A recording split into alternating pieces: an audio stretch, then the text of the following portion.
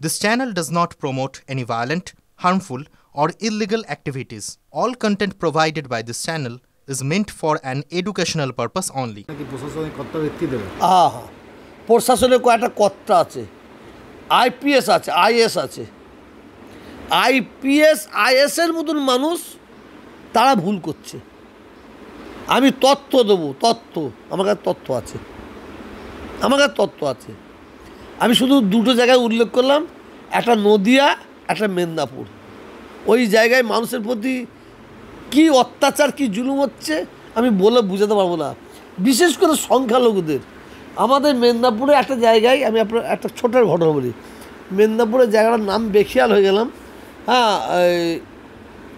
এটা এটা পশ্চিম মেদিনীপুর বলে। ওখানে বিরাট গরু হাট আছে।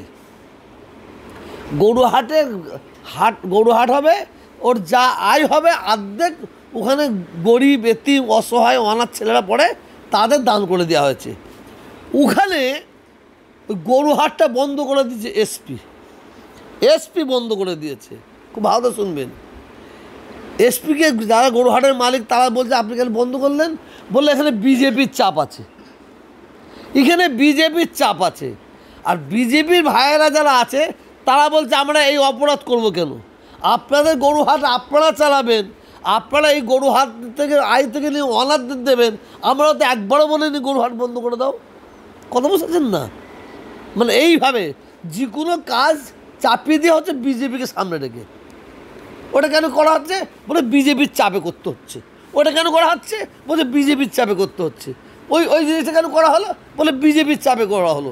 কিন্তু এখানে বিজেপির কোনো কিছুই নেই। এখানে ওনারা নিজেরাই করছে আর বিজেপির দোষ দিচ্ছে। এই তথ্য আমার কাছে আছে।